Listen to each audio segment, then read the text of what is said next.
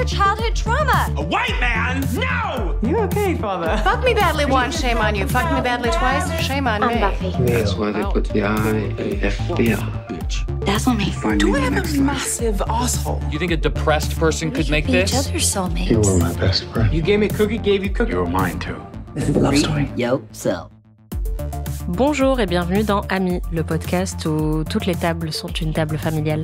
Salut, moi c'est Marie, je ne culpabilise jamais à l'idée de manger un burger. Et moi c'est Anaïs et c'est fou, j'ai exactement le même processus créatif que Don Draper, c'est-à-dire faire la sieste sur mon canapé. Avant, il y a une autre étape, c'est insulter ses collaborateurs. C'est vrai.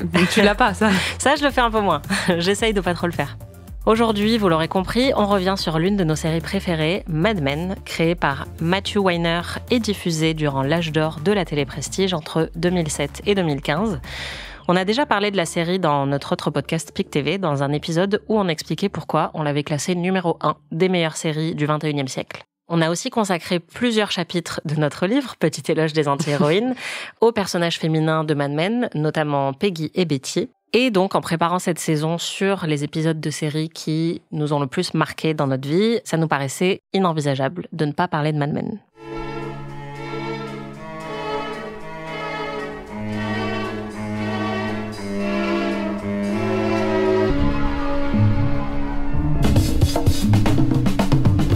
Est-ce que tu peux pitcher Mad Men en 30 secondes ? Mad Men, c'est l'histoire d'un environnement professionnel d'abord, qui est les agences de pub de New York sur Madison Avenue, d'où le surnom Mad Men. Dans les années 50, 60 et 70, ça commence à la fin des années 50 et ça finit au début des années 70. Mais c'est surtout donc le destin croisé de Don Draper, qui est, quand on le rencontre, la star de son agence de pub, qui est extrêmement beau, charismatique, mais qui cache de lourds secrets et qui a de multiples vies et énormément d'insécurité derrière son apparence de perfection. Qui est très infidèle. Très infidèle et qui aussi ne s'appelle pas vraiment Don Draper et qui a tout un passé secret. Enfin, c'est toute une métaphore évidemment sur la face cachée de l'Amérique et du rêve américain.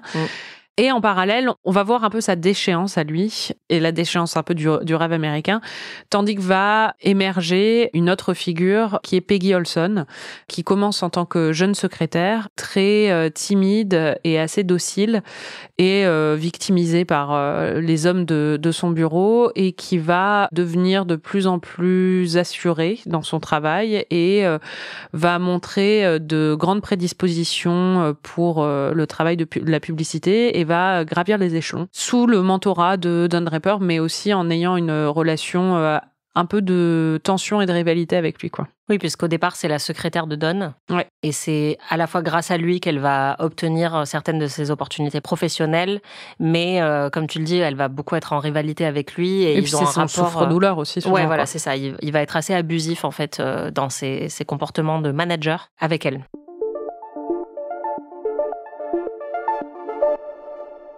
On en avait déjà parlé dans PIC TV, mais c'est quoi ton rapport à la série ? C'est clairement une de mes séries préférées. C'est même la série qui m'a lancée sur la critique de séries à l'origine. J'étais stagiaire à Rue 89 et je n'arrêtais pas de parler de Mad Men. Et c'était mon tout premier stage en journalisme. Et à la fin de mon stage, comme je l'ai saoulé avec Mad Men, ils m'ont dit « Mais on cherche quelqu'un pour bloguer sur les séries. Est-ce que ça t'intéresserait ?» Et donc, c'est comme ça que j'ai commencé à écrire sur les séries. C'est grâce à Mad Men. Mais oui, j'ai suivi la série au moment de sa sortie, année après année. Je l'ai revue depuis. Pour moi, ça reste une des plus grandes séries de tous les temps, quoi. Et j'ai énormément d'affection aussi pour Mad Men, quoi. Et toi ? Moi, ma première critique série, c'était The Americans, je crois. Donc on n'est pas loin, mais c'est aussi une de mes séries préférées. Je pense que c'est sans doute dans mon top 3, que j'ai revu pas mal de fois, et c'est une série que j'ai découverte grâce à toi, puisque effectivement, tu parlais tout le temps de Mad Men. Je confirme. On s'est rencontrés juste après le moment où tu avais fait ce stage à Rue 89, et on était à l'école de journalisme ensemble, et on parlait tout le temps de séries, et on se partageait plein de recommandations. Et tu parlais aussi beaucoup de mode mode et de costumes. Et t'étais assez fascinée par les costumes de Mad Men et c'est ça qui m'avait donné envie de regarder. Et c'est vrai que les costumes de Mad Men, c'est toute une histoire. On pourrait faire un épisode entier dessus. Il y a une collection de Louis Vuitton à l'époque qui était totalement inspirée de ça. Enfin, ça a lancé même des modes de vintage années 50 qui étaient totalement inspirés par les tenues de Mad Men. Et le blog qu'on lisait toutes les deux à l'époque, Tom and Lorenzo, il faisait des analyses des costumes de Mad Men très détaillées en plus des recaps. Et donc, le regard que j'ai maintenant sur les costumes dans les films et les séries, ça vient totalement de là. C'est une éducation que j'ai réussi à avoir grâce au blog de Tom and Lorenzo et à l'analyse très pointue qu'il faisait de tous les motifs, tous les détails des vêtements de Mad Men. Donc ouais, c'est vraiment une série que j'adore et donc je crois que j'ai dû rattraper les 3 premières saisons d'un coup parce que quand tu m'en as parlé, ça faisait quelques années que ça avait commencé et après j'ai suivi vraiment religieusement et le final a été diffusé quand j'étais en train de couvrir mon premier festival de Cannes. Donc mon corps était anéanti et c'était un peu bizarre parce que du coup le final je l'ai toujours associé à un moment de ma vie où j'étais vraiment épuisée et où du coup je m'étais quand même forcée à le regarder pendant que j'étais à Cannes mais je m'étais endormie devant mais ouais, Mad Men est un chef-d'œuvre, je suis d'accord avec toi. Et pour cet épisode, on aurait pu choisir plein d'épisodes de Mad Men, mais on a dû faire un choix. Pourquoi est-ce qu'on a choisi The Strategy, rapprochement stratégique en VF, qui est le 6e épisode de la saison 7 et donc qui est quasiment un des derniers épisodes de la série? L'épisode qui est considéré comme le meilleur épisode de Mad Men, c'est The Suitcase, dont on avait parlé en fait dans notre épisode de PIC TV. Moi, et dans notre newsletter, t'avais écrit un beau texte dessus. Moi, ça reste mon épisode préféré de Mad Men. Je manque peut-être d'originalité. C'est un épisode qui est important parce que justement, dans cette trajectoire de Don et de Peggy, c'est le moment où ils se rencontrent au milieu, en fait. Et ils passent une nuit à s'engueuler, mais aussi à se confier l'un à l'autre. C'est un épisode magnifique. On peut penser que ça va être la naissance d'une relation plus égalitaire et d'une vraie amitié, mais c'est pas ça qui se passe dans les saisons suivantes. Il y a un éloignement qui a lieu entre les deux personnages. Il y a beaucoup de ressentiment qui se bâtit pour Peggy envers Don parce qu'il a vraiment une attitude merdique à de nombreuses reprises. Et donc, The Strategy, c'est un épisode un peu miroir où ils se retrouvent à nouveau autour, encore une fois, d'un pitch publicitaire. Ils sont dans des positions totalement différentes, mais il va y avoir à nouveau un moment de communion et ça va souligner encore une fois leur similarité, malgré toutes leurs différences aussi. Et c'est vraiment très très beau et très émouvant. Et je pense que moi, quand je pense aux meilleurs épisodes de Mad Men, il y a The Suitcase qui vient toujours en premier, mais celui-là, il arrive en deuxième. Oui, c'est de loin un des meilleurs épisodes. Ce qui s'est passé juste avant qu'on arrive à The Strategy, c'est qu'effectivement, Don a connu une déchéance de plus en plus profonde. À la fin de la saison précédente, donc l'avant-dernière saison, il a carrément été viré officieusement ou mis en long arrêt par les autres partenaires de l'agence de pub parce que son comportement est devenu de plus en plus exécrable et qu'il leur fait perdre de l'argent parce qu'il a raté un pitch notamment avec un très gros client. Et donc, il est alcoolique, il est enfermé chez lui la plupart du temps. Et quand la saison commence, il essaie de s'immiscer à nouveau dans la vie de l'entreprise et il va réussir plusieurs très bons coups qui vont faire que on lui redonne un poste dans la boîte, mais en tant qu'inférieur. Et donc, il travaille sous Peggy, ce qui est très humiliant pour lui. Et Peggy, elle, se sent très menacée par le retour de Don, puisqu'elle a toujours été en rivalité avec lui et que ça a été son bourreau. Et donc, elle a très très peur de perdre les quelques privilèges professionnels qu'elle venait d'acquérir. Et son mentor aussi. Ouais. En parallèle de ça, Peggy, au tout début de la série, est tombée enceinte. Elle a fait un déni de grossesse et ensuite elle a abandonné son enfant. Et là, quand The Strategy commence, elle vient de fêter ses 30 ans. Elle est toujours célibataire et c'est quelque chose qui va lui peser beaucoup dans cet épisode parce qu'elle fait un peu le bilan de sa vie et elle se demande si elle a fait les bons choix. C'est une femme de carrière, ce qui est très rare dans l'univers de Mad Men où la plupart des femmes sont plutôt des femmes au foyer. Et donc, elle se demande si avoir choisi sa carrière était le bon choix ou pas. Elle vient de se rapprocher de l'enfant de sa voisine. Donc, on sent que c'est quelque chose qui la tiraille un petit peu aussi, cet instinct maternel qu'elle a décidé de mettre de côté. Et il y a un troisième personnage dans tout ça qui est Pete, qui est le père de l'enfant de Peggy, puisqu'elle a eu une petite aventure avec lui au tout début. Pete, qui est un énorme connard, qui est hyper divertissant, mais qui est un des plus gros antagonistes aussi de toute la série. Oui, mais pour lequel on développe une affection au fur et à mesure. Enfin, c'est là où c'est le plus évident, c'est dans cet épisode, en fait. Ouais. C'est qu'on prend quand même plaisir à les retrouver tous les trois, quoi. Oui, c'est ça. Et en fait, ces trois personnages qui se connaissent extrêmement bien, y compris dans leurs dimensions les plus sales et les plus sombres. Et Pete s'est séparé de la femme avec qui il il était depuis le début et avec qui il a fait un enfant. Il s'est relocalisé en Californie.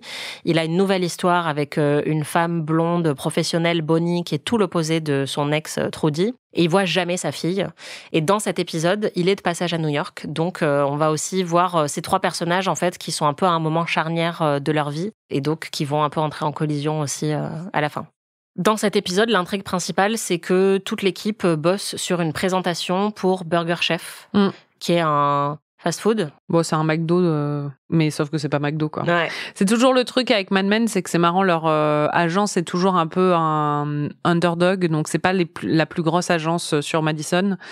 Donc, en général, parfois, ils peuvent faire des très gros coups, mais souvent, ils prennent la 2e meilleure marque de cigarettes, de voitures, ou enfin, c'est jamais les plus gros contrats qu'ils ont. Et là, c'est Burger Chef, du coup. Et c'est une énorme opportunité pour eux. Ça fait plusieurs épisodes que c'est bâti, et c'est Pete, justement, qui a ramené cette opportunité avec Burger Chef. Et donc, ils ont un gros coup à jouer. Ils sont très stressés par cette présentation. Pete fait tout pour ramener Don sur ce projet. Ce que Peggy ne veut pas parce qu'elle sent que Don, en fait, va faire sa petite tambouille. Parce que c'est vrai que Don Draper est établi depuis le pilote de Mad Men comme le mec qui débarque à la dernière minute. Il a rien préparé et il sort un coup de génie de son chapeau. Et là, tout le monde achète son truc. Et dans The Suitcase, notamment, le gros point de tension entre les deux, c'est que Peggy lui disait « Je t'aide énormément dans ton boulot et tu n'as aucune reconnaissance pour ce que je fais et tu t'attribues tout le crédit de ce que je fais. Ouais. » Donc là, forcément, elle panique parce qu'elle sent qu'il va lui refaire le même coup, quoi. Oui, puis surtout, en fait, elle fait la présentation de leur stratégie. On la voit au tout début, elle fait une analyse sur le terrain où elle pose des questions aux mères de famille qui viennent chercher Burger Chef, et on la voit dans une interaction avec l'une des mères où la mère est clairement honteuse d'acheter Burger Chef. Elle dit que son mari lui reproche parce qu'elle ne cuisine pas assez. Et donc après, Peggy propose comme pitch quelque chose autour justement de la mère de famille qui ramène ça au foyer et de montrer un peu l'aspect familial du truc et d'essayer de déculpabiliser les mères qui vont chez Burger Chef, quoi. It's a dark night. Reveal our mom driving, girl in a tutu next to her, boy wearing a football helmet in the back. Push in to a close-up as we hear mom's voice, the things on her mind. Jim will be home in half an hour. Just then, the little girl says, I'm hungry. The boy says, I'm starving. Mom says, one more stop. We see the reflection of the Burger Chef sign on the station wagon windshield as she pulls in. Mom gets out of the car. A handsome man comes out, holding a bag. Mom walks up to him and gives him a deep kiss. He laughs and says, Can I take you to dinner? She says, Next time let me get dinner. Cut to them at the kitchen table, camera moving from face to smiling face. They're laughing. Mom looks around, smiling. Et en fait, le pitch se passe très bien. C'est pas devant les clients, c'est une préparation du pitch. Et Pete, sa première réaction, c'est de dire ce serait super si c'était Don qui faisait cette présentation. Et là, il a une succession de remarques insultantes sans vraiment le vouloir, même si, bon, enfin, c'est Pete, quoi.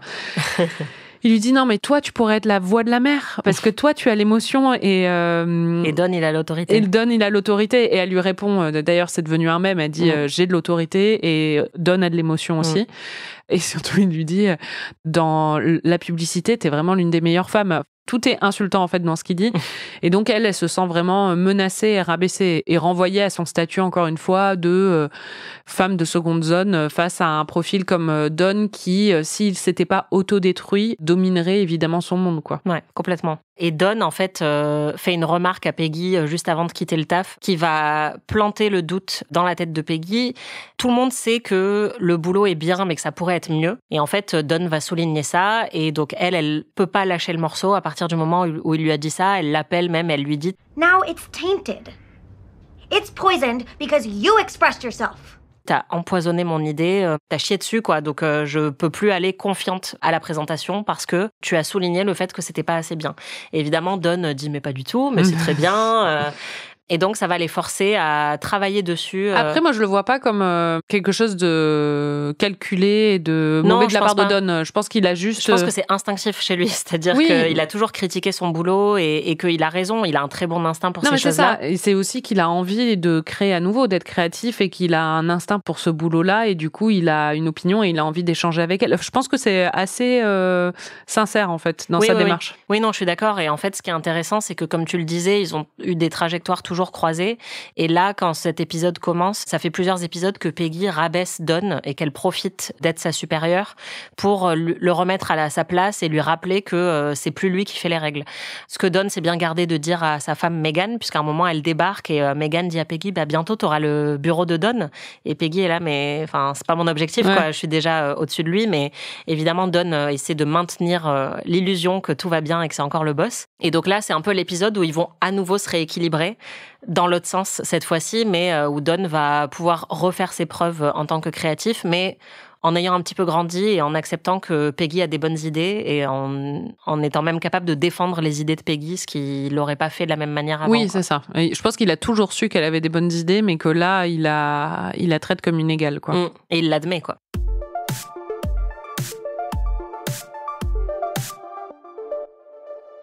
La scène la plus importante et la plus belle de cet épisode, c'est la scène sur My Way de Frank Sinatra. Est-ce que tu veux raconter ce qui se passe ? Ils ont un cœur à cœur parce qu'ils se retrouvent à brainstormer à deux sur le projet, sur le pitch. Et ils réussissent à trouver quelque chose. C'est-à-dire, enfin, c'est Peggy qui a une idée, mais elle a un questionnement sur est-ce que ces familles qu'on essaie de représenter à l'écran existent vraiment ? Parce qu'elle est tout le temps en train de se projeter, elle en plus, dans un rôle de mère au foyer qu'elle n'est pas.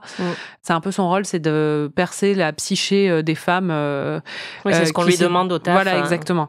Et du coup, ils ont un moment de brainstorm tous les deux, et elle finit par se livrer. Elle lui dit, je viens d'avoir 30 ans. I just turned 30, Don. Shit. When? A couple weeks ago. Doesn't matter. Kept it as secret as I could.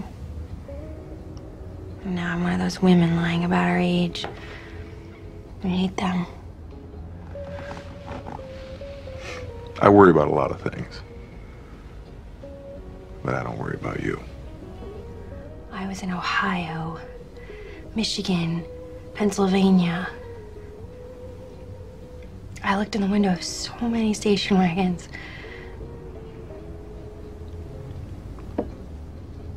What did I do wrong?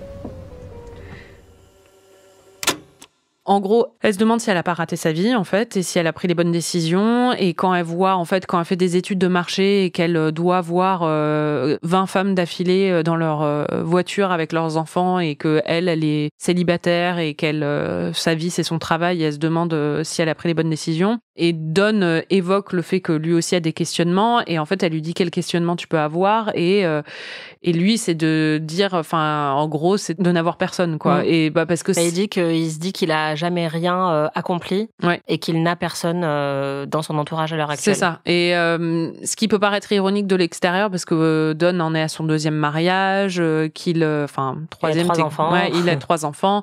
Mais c'est toute la complexité du personnage, c'est que c'est quelqu'un qui a un énorme syndrome de l'imposteur parce que c'en est un, c'est-à-dire qu'il a adopté l'identité d'un autre homme pour pouvoir trouver sa place dans ce milieu. Et du coup, il a toujours l'impression d'être très seul parce qu'il y en a beaucoup qui connaissent pas sa réelle... Enfin, la plupart des gens ne connaissent pas sa vraie identité et parce qu'il est tout le temps dans un truc de performance. Et donc, ils sont dans ce moment de tête-à-tête, c'est le soir au travail. Et là, il y a la chanson de Frank Sinatra qui résonne à la radio. Et c'est beaucoup plus doux que ce qu'on avait vu dans The Suitcase où là, il lui tend un mouchoir, elle est en train de pleurer. Oui. Enfin, ils se sont vraiment écharpés au début de l'épisode, mais ce moment-là est vraiment assez tendre, quoi. On les a rarement vus comme ça. À la fin de The Suitcase, on avait ça. Ouais. Quand elle lui touchait la main à la toute fin de The Suitcase, parce qu'il était en plein deuil, en fait, d'Anna. Ouais. Là, oui, c'est très doux. Et il lui dit, c'est pas un hasard que cette chanson arrive, parce qu'évidemment, My Way, ça veut dire... j'ai fait les choses à ma façon. J'ai fait les les choses à ma façon et c'est quelqu'un qui se retourne sur sa vie et qui considère ça comme ça et qui est fier d'avoir fait les choses à sa façon aussi. Et donc, il l'invite à danser avec elle et on sent une petite hésitation qui dure pas très longtemps. Enfin, en même temps, il y a toujours eu aussi, dans The Suitcase, il y avait ce moment où elle lui demandait pourquoi il l'avait jamais chassé, quoi, parce qu'il a toujours été, après toutes les femmes de son entourage, c'était un tombeur. Et ça a jamais été la nature de leur relation. Et là, encore une fois, il y a ce côté où on sent très bien qu'il n'y a pas du tout de séduction derrière ça. C'est quelque chose de très doux et complice. Et c'est une famille, en fait, quoi. C'est ça. Et ils se mettent à danser ensemble. Si on devait sortir une scène, enfin, pour moi, c'est la plus belle scène de Mad Men, quoi. Et clairement, la plus belle scène de Don et Peggy ensemble. Il y a ce plan magnifique où ils sont en train de danser sur My Way et en fait, on voit leur reflet aussi dans une des vitres du bureau. Et donc, ça souligne encore plus déjà la dualité un peu de ces deux personnages et aussi les doubles trajectoires qu'ils auraient pu ou pas emprunter. C'est vraiment magnifique. Et il y aura ensuite un écho plus tard dans la série, puisque ça va débloquer aussi l'idée qu'ils vont avoir pour le pitch de Burger Chef. Et c'est ça qui est magnifique dans Mad Men, c'est qu'il y a toujours quand même un petit cynisme latent. Oui, évidemment. Voilà, puisque ce moment, ce cœur à cœur hyper émouvant va aussi leur donner la bonne idée pour vendre des burgers. Ouais, c'est comme la scène avec Coca-Cola dans le final. C'est-à-dire qu'il a un éveil spirituel, mais en fait, c'est pas un éveil spirituel. Ce qui est sous-entendu, c'est qu'il va trouver la publicité la plus connue du XXe siècle, quoi. Ce qui se passe à la fin de l'épisode, c'est qu'ils retrouvent Pete à Burger Chef, puisqu'ils sont censés tous les trois élaborer la stratégie publicitaire. Peggy, donc, lui dit, voilà, l'idée, c'est que ici, tout le monde est une famille. C'est en fait une version peut-être un peu moins traditionnelle, mais plus moderne et représentative de ce que c'est se rassembler à l'heure actuelle. On n'est pas devant la télé à la maison, on est à Burger Chef, et ici, toutes les tables sont une table familiale, peu importe avec qui t'es. Oui, et ils rompt le pain ensemble, quoi. Ouais, voilà. Et donc, c'est comme recréer, en fait, une nouvelle tradition. La table du dîner traditionnelle à la maison a disparu. Et maintenant, la table du dîner, c'est la table du fast-food, quoi. Encore une fois. C'est très triste. Voilà. D'un cynisme absolument merveilleux. Et en même temps, c'est très beau puisque on a Don, Peggy et Pete qui se sont écharpés pendant toute la série, qui se retrouvent à cette table familiale aussi. Et l'épisode illustre de manière magnifique qu'ils sont la famille les uns des autres. Bon, Peggy et Pete, en plus, ont fait un enfant ensemble. Oui. Et Pete le sait. Mais voilà, c'est un peu une famille choisie qui se sont constituées et c'est trois personnes qui se comprennent extrêmement bien. Je sais pas si c'est une famille choisie, mais c'est une famille... une famille forcée. Voilà. D'une autre manière que la famille biologique. C'est ça. Mais en fait, parce que c'est des personnes qui se connaissent et se comprennent tout en se détestant parfois et se crispant tout le temps, ce qui est un peu la définition d'une famille, quoi. Ouais. Et d'ailleurs, les engueulades qu'ils ont ensemble, souvent, c'est extrêmement cruel et viscéral parce que y a aucun filtre. Et là, quand Peggy l'appelle Don pour lui dire t'as empoisonné mon idée, ou plus tard quand elle lui dit vas-y, fais ce que tu fais tout le temps, tu vas arriver à la dernière minute et faire comme si tu venais de penser à cette idée alors que c'est moi qui te l'ai... Oui, on dirait une petite sœur qui est en train de reprocher ça à son frère, quoi. Exactement. Et en même temps, c'est tellement transparent que je trouve ça assez génial parce que souvent dans des disputes ou dans des tensions professionnelles, il y a plein de choses qu'on ne dit pas et eux, en fait, ils ont un rapport qui est devenu très égalitaire justement, même dans la rancœur, quoi. Et en fait, c'est un épisode qui joue sur le concept de famille. Bon, il y a ce cadre final où ils sont en plus encadrés dans la vitre de Burger Chef et ça ressemble à une maison, donc l'analogie est assez frappante. Look around. I want to shoot the ad in here. It's not a home. It's better. It's a clean, well-lighted place. Okay, Hemingway. As long as it's still about moms. It's about family. Every table here is the family table. I hate even the word family. It's vague. Mom is more specific. Tell her, Don. She's doing it the way she wants to do it. Mais on le voit aussi à travers toute la trajectoire de Pete dans l'épisode, qui rend visite à sa fille. Ouais, c'est un père absent, quoi. Donc, il vit son délire californien et il revient. Mais surtout, en fait, on sent qu'il est dans un rapport toujours... il n'est pas encore officiellement divorcé de Trudy, son ex-femme. Et il est toujours dans un rapport de contrôle par rapport à elle. Enfin, ça le tue. En fait, Pete, ce qu'il voudrait dans la vie, c'est pouvoir coucher avec qui il veut et faire ce qu'il veut et être le coq du village, tout en ayant Trudy qui est à sa disposition à la maison. maison, quoi. Mais ce qui est bien chez Trudy, c'est qu'elle a jamais été comme ça. Ouais, et là, il doit s'occuper de sa fille pour la journée. C'est un peu, Trudy lui fait remarquer que c'est sa journée dans l'année où il va s'occuper d'elle. Oui, c'est ça. Quoi. Elle le reconnaît même pas au début. Enfin, ouais, c'est ça. Elle n'a pas envie d'aller avec lui. On sent que c'est un inconnu, quoi. C'est ça. On voit, en fait, à tous les détours à quel point c'est un mauvais père qui est totalement absent. Il la ramène à la maison. Elle est recouverte de chocolat. Il a même pas pris la peine de lui essuyer la bouche, quoi. Et là, à ce moment-là, il se rend compte que Trudy est encore absente. Et donc, il peut pas rentrer chez lui. Le pauvre, il doit encore s'occuper de sa fille quelques heures de plus parce que Trudy n'est pas là. En vrai, c'est pas vrai. Il peut très bien rentrer chez lui. Enfin, elle a une nounou qui est présente. Il trouve cette excuse pour rester et attendre Trudy pour lui faire une scène parce qu'il est jaloux. Et il lui dit en plus, je sais que tu penses toujours à moi. Enfin, il est horrible. Et évidemment, il lui fait un caca nerveux à Trudy qui lui souligne que voilà, il a quand même pas mal de culot. Et il finit par planter sa bouteille de bière dans le gâteau de sa fille. Oh, hello. Did you just get back? No, but you did. Is Tammy still up? No, we said our good nights. Did you have a nice time? I was in fine spirits. Till I thought about you pulled over on the side of the road necking with Charlie Fittich. You've seen your daughter for the year. Don't you have a plane to catch? I don't like you carrying on like this. It's immoral. You have a child. What? You still care about me. We're getting a divorce. We're still married. You're not part of this family anymore.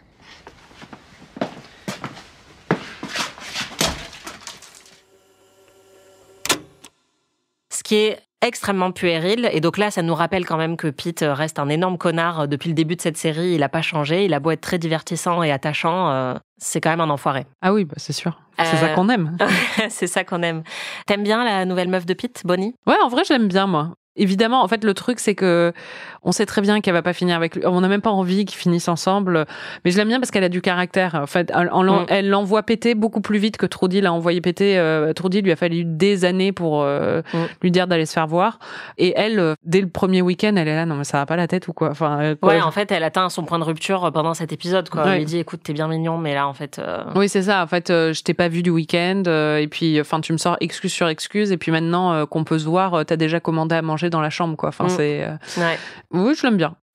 Toi, tu l'aimes bien ? Ouais, moi je l'aime beaucoup aussi. Et en fait, elle est radicalement opposée à Trudy, mais c'est une femme professionnelle et il y en a de plus en plus dans Mad Men au fil des années. Et ça fait vraiment plaisir en fait de voir des personnages féminins de caractère et qui réussissent à leur tenir tête. Et en même temps, c'est un épisode qui parle du sens des priorités. Et pour ces trois personnes-là, leur priorité, ça a toujours été le boulot au final, oui, quoi. Et leur propre ego et leur propre ambition.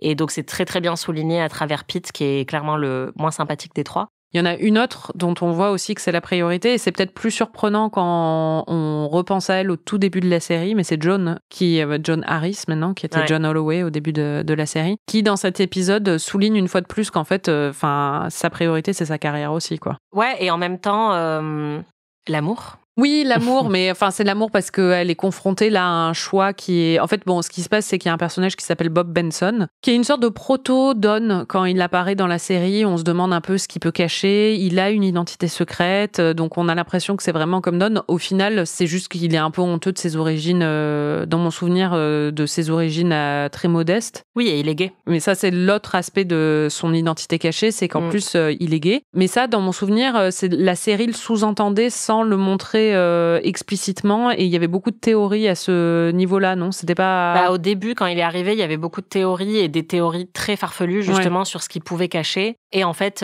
il est juste révélé qu'il est gay. Oui.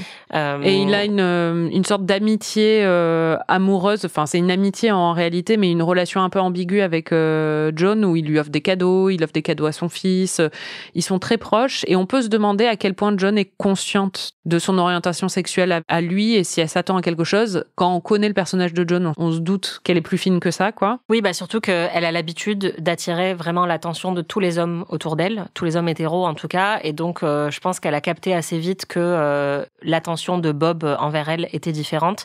Et dans cet épisode, ça devient vraiment explicite, puisqu'il lui fait une demande en mariage, il lui rend visite, ça fait longtemps qu'ils se sont pas vus, et ils ont une très belle amitié tous les deux. Il s'entend bien avec Kevin, le fils de John, avec sa mère aussi. Il lui propose un arrangement qui pourrait leur bénéficier à tous les deux. Il représenterait une sorte de power couple dans le monde de l'entreprise publicitaire, mais en étant libres chacun de faire ce qu'ils veulent, puisque romantiquement, évidemment, il se passerait rien. Et elle le rejette. Et d'ailleurs, il lui fait une remarque assez blessante en disant, en gros, tu te rajeunis pas. Et, oui, t'auras pas mieux, quoi. Ouais, voilà. Et en fait, elle lui dit, je préfère mourir seule, mais en espérant encore qu'un jour, je vais avoir l'amour de ma vie, plutôt que de tomber dans un arrangement un peu cynique comme ça.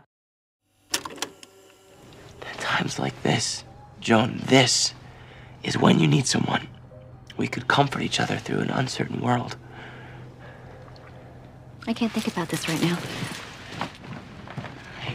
I'm thinking about you, Joan. Is this what you want?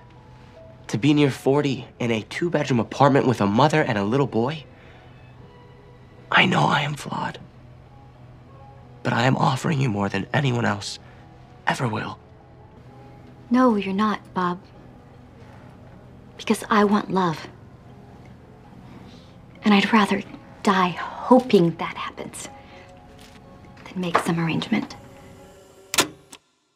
Et puis, surtout, en fait, ce qui est marrant à ce moment-là aussi, c'est que lui, on se rend compte qu'il la connaît pas très bien parce que ce qui a provoqué cette demande en mariage, c'est qu'en fait, l'entreprise, enfin, leur boîte de pub va perdre un gros client. Lui, il travaille depuis Détroit pour l'entreprise et en fait, lui va être recruté. On va lui offrir un travail chez General Motors et donc il a l'opportunité de trahir sa boîte pour avancer dans sa carrière. Mais en même temps, pour lui, ce serait beaucoup plus avantageux de le faire s'il était marié parce que ça le positionne aussi au niveau sociétal. D'un coup, il est perçu comme un homme marié, un homme installé et tout ça. Et en fait, elle s'en fout complètement de la demande en mariage. Enfin, elle lui dit que ça l'intéresse pas du tout pour les raisons que t'as dit, mais par contre le truc où on sent tout de suite la scène change de nature, elle n'est obsédée que par une chose, c'est l'impact que ça va avoir sur son entreprise, quoi. C'est un épisode qui souligne vraiment l'évolution de Joan, puisque au tout début de la série, elle est en opposition à Peggy, parce que justement, elle lui dit, moi, mon ambition, c'est pas de faire partie des hommes de la boîte, c'est d'être justement une secrétaire, et on sent c'est de se marier, surtout. Et c'est de se marier, voilà. Mais elle dit, si tu réussis bien ton jeu, tu vas partir de cette entreprise, quoi. Ouais, exactement. Et en fait, elle va avoir des illusions sur des illusions au niveau domestique dans sa vie, et aussi révéler de plus en plus qu'elle a de l'ambition, enfin en tout cas l'accepter, parce que nous on le voit dès le début, mais elle va gravir les échelons de l'entreprise un peu comme Peggy en devenant manager, et donc là clairement on est dans la toute fin de la série et Joan c'est plus du tout la même, c'est quelqu'un qui justement va privilégier, comme tu le dis, sa carrière et son avancement à elle, plutôt que chercher un mari à tout prix pour se caser. Ouais, parce que c'est quelqu'un qui est très doué dans son travail en fait et qui, comme tu le dis, a eu énormément de déceptions au niveau de la vie privée, alors qu'au niveau du travail elle a eu énormément d'accomplissement, donc je pense qu'elle s'est beaucoup plus épanouie là-dedans que dans quoi elle pensait s'épanouir à l'origine. Ouais, exactement. Et ce que je trouve très beau dans cet épisode, et notamment avec Joan, c'est que dans cette scène de confrontation avec Bob, on comprend que elle sait exactement qui elle est. Et j'ai l'impression que, surtout dans une série où il y a toujours eu un questionnement sur est-ce que les gens peuvent changer ou pas, et c'est que des gens qui cherchent à se réinventer parce qu'ils travaillent dans la pub, donc dans l'univers de la réinvention, mais ils changent pas fondamentalement. Je sais pas si toi tu penses qu'ils ont changé à ce stade-là, mais par contre j'ai l'impression que ils se connaissent tous beaucoup mieux. C'est-à-dire que à ce moment-là, Joan sait qui elle est, Don sait qui il est, Peggy aussi, et c'est ça qui apaise leur relation aussi, c'est qu'ils ont tous un peu accepté qui ils étaient plutôt que d'essayer de changer qui ils sont, tu vois. Ouais, c'est vrai. Je pense que Don, il l'admet malgré lui qui il est. Oui. Et au final, lui, enfin, ses épiphanies, elles durent toujours un épisode, et puis l'épisode d'après, justement, il régresse un peu. Donc lui, jusqu'au bout, je pense qu'il y aura pas une connaissance de soi particulièrement profonde, mais c'est vrai que dans ces scènes-là, on a l'impression qu'ils sont tous plus apaisés parce qu'ils savent exactement qui ils sont après avoir lutté contre leur nature pendant des saisons entières, quoi. Et d'ailleurs, sur la notion de famille, qui est un des thèmes récurrents de l'épisode, il y a quand même, je pense, la notion de famille choisie, en tout cas professionnelle, avec ces gens qui se connaissent mieux que leur propre famille. Et je pense que c'est pas un hasard que ce soit aussi dans cet épisode que Bob Benson va payer la caution de son client, justement, de General Motors, qui a été piégé par un flic. Je sais plus si c'est un barguet ou... Non, mais c'est un stint, en fait, quoi. Enfin, ouais, en gros, c'était une pratique qui était très commune. Enfin, c'est à l'époque de Stonewall qui a été les premières émeutes qui ont un peu initié le mouvement de libération LGBT aux États-Unis et qui était né aussi des pratiques, enfin c'était une révolte contre les pratiques des policiers qui en fait piégeaient les hommes homosexuels en leur faisant des avances et après en les accusant d'avoir proposé une fellation ou des choses comme ça. Et donc là, c'est ce qui arrive à ce client avec qui il travaille, qui venait en plus de draguer John, ce qui est un clin d'œil. Enfin, je suis en train de revoir le tout début de la série et il y a un autre personnage qui est le premier personnage gay de Mad Men, Sal, qui lui est tout le temps en train de draguer les filles ou de leur faire des commentaires, mais on comprend très vite quand c'est pas vraiment son intérêt. Et là, ce client fait pareil, c'est-à-dire qu'il fait un petit commentaire à John en lui disant que c'est vraiment un plaisir d'être là. Enfin, il la drague quoi ouvertement, et après on découvre dans un autre moment de l'épisode, quand il est arrêté, il a été tabassé par la police après avoir été piégé par un policier. Et c'est lui qui va un peu convaincre Bob Benson de se marier parce qu'il lui dit je suis marié, mais ma femme est très compréhensive. Oui, voilà, il plante un peu l'idée et Bob panique sans doute en voyant ce mec et ce qui lui est arrivé. Et donc c'est ça qui va précipiter la confrontation avec John. L'épisode se passe historiquement quelques semaines avant Stonewall. Donc clairement, je pense que ça a été très calculé de la part des scénaristes aussi, mais c'est vrai que je trouve ça assez beau d'intégrer ça à toute la thématique de l'épisode sur la famille et les compromis aussi qu'on fait pour notre vie professionnelle ou pas. Il y a aussi la famille brisée ou qui s'apprête à l'être, puisque Megan, donc la deuxième femme de Don, est de passage à New York et on comprend en fait, enfin surtout là en ayant vu toute la série, on sait qu'elle va demander le divorce peu de temps après. Et là juste elle a des comportements un peu étranges où elle vide les placards et elle dit non mais mes affaires me manquaient, j'ai envie de ramener mes affaires à Los Angeles. C'est vraiment la machine à fondu, faut vraiment l'avoir à Los Angeles en plein été, c'est très important. Quand il lui dit je viendrai te voir à Los Angeles de toute façon bientôt, elle dit non mais j'aimerais bien qu'on se retrouve dans un endroit neutre tous les deux. Et on sent que lui il a une petite hésitation aussi. Il comprend. Voilà, on sait que c'est le début de la fin de leur couple. C'est pas son premier rodéo, hein. Exactement. Donc ouais, je trouve que c'est un épisode qui est très bien écrit, mais bon, comme tout Mad Men, c'est une série qui est assez brillante, mais là, toutes ces intrigues font écho en fait les unes aux autres.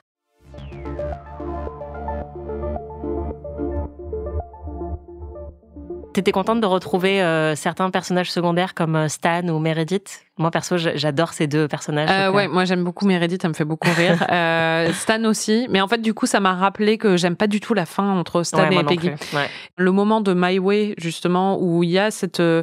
Enfin, je trouve ça beau qu'il y ait une mélancolie et un doute dans le personnage de Peggy et qu'elle ait un sacrifice qui soit lié à sa réussite et sa carrière. Parce que je trouve ça réaliste pour une femme de son époque et que ça rend son personnage beaucoup plus intéressant. C'est ça qui fait qu'on a une identification hyper profonde à ce personnage. C'est aussi pour ça qu'on a voulu l'inclure dans le livre. Oui, c'est évidemment. parce qu'elle est très imparfaite, quoi, et que tout lui réussit pas à 100%. C'est ça. Et en fait, le fait qu'ils aient voulu, spoiler alert, à la fin, en fait, elle a cette amitié avec Stan qui est, en vrai, moi aussi, je l'ai shippé. C'est-à-dire que il y a plein de scènes qui sont assez cultes entre eux, dont une scène où elle se met en sous-vêtements pour l'intimider, tout ça. Ouais, c'est vrai, putain, c'est génial ça. Ouais, mais ils ont vraiment une super relation amicale, mais la série a choisi à la fin de faire une sorte de révélation amoureuse où ils se font une grande déclaration et ils finissent ensemble. Et c'était pour que Peggy ait son happy ending. Je crois qu'en plus, c'était pas prévu à l'origine et que ça a été ajouté.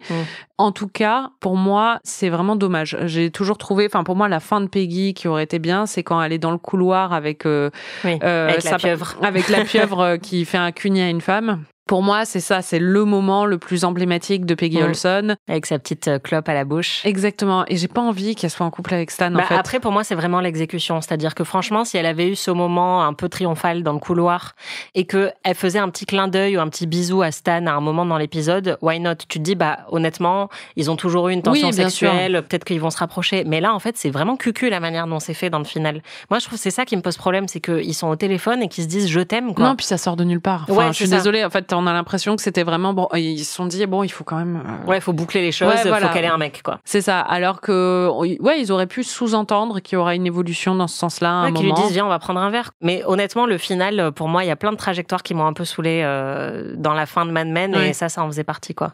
Mais du coup, revoir Stan, ça m'a fait penser à ça, alors que je l'aime beaucoup. Mais là, après, ce qui est toujours drôle, c'est de le voir. Enfin, moi, le moment que j'ai préféré, au final, en dehors de tous les moments dont on a parlé, mais qui est lié à un personnage pas forcément secondaire, mais à Meghan, c'est en fait, j'adore la relation entre Peggy et Meghan, parce que justement, alors que par exemple Peggy et John ont une relation un peu compliquée, qui a toujours été faite de petites piques, de rivalité, d'incompréhension, même s'il y a des moments qui sont vachement bien entre elles. Il y a un moment où elles trinquent toutes les deux dans le bureau de John. Enfin, il y a des moments de complicité où elles se comprennent, mais il y a quand même, dans l'ensemble, une incompréhension entre les deux. Mais avec Meghan, Meghan a toujours été très claire avec Peggy sur le fait qu'elle l'admirait. Et que, par exemple, dans The Suitcase, elle fait toujours beaucoup de compliments à Peggy et tout ça. Et en fait, quand elles se retrouvent, on sent qu'il y a une vraie affection et tendresse l'une pour l'autre. Alors qu'en plus, je pense que le mariage de Don et Meghan est l'une des raisons pour lesquelles elle s'est à nouveau éloignée de Don Peggy, très clairement. Mais il n'y a jamais eu de ressentiment envers Meghan, j'ai l'impression. Non, c'est clair. Et puis Meghan, c'est aussi une femme professionnelle qui veut privilégier sa carrière, qui est partie à Los Angeles pour devenir actrice. Bon, elle pensait que Don allait la rejoindre. Finalement, ça s'est pas fait. Donc, elle a pas mal de rancœur par rapport à ça. Mais c'est aussi ce qu'on comprend dans cette saison, c'est que Meghan tient vraiment beaucoup à sa carrière et qu'elle sent que là, Don est en train de devenir un poids plus qu'autre chose pour son avancée. Et donc, ça rentre aussi parfaitement dans la thématique de cet épisode où c'est que des personnes qui savent vraiment ce qu'elles veulent en termes de boulot et qui sont prêtes à sacrifier quelque chose personnellement pour l'obtenir.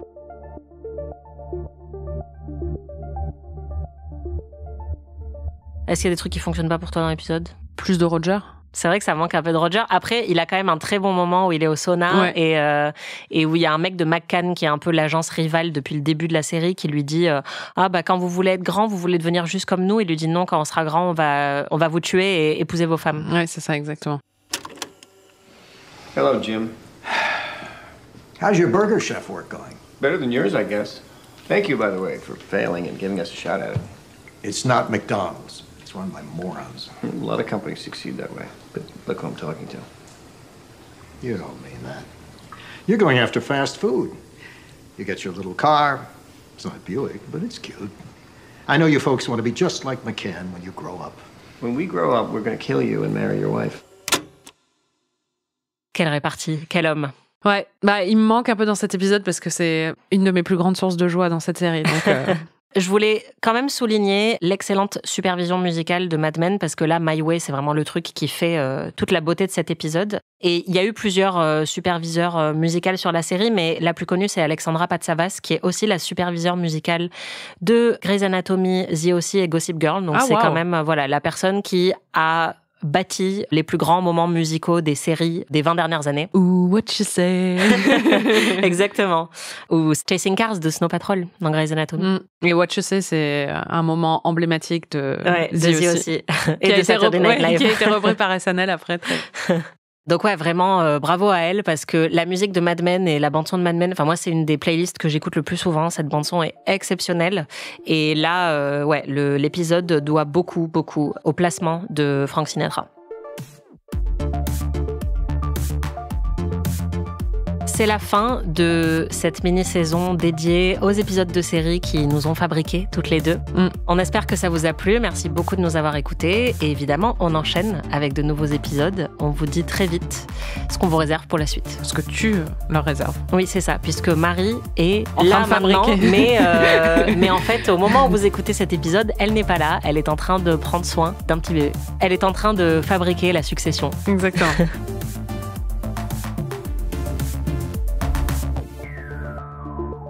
Ami est un podcast d'Anaïs Bordage et Marie Telling, produit par Slate Podcast. Production éditoriale, prise de son et réalisation, Aurélie Rodriguez.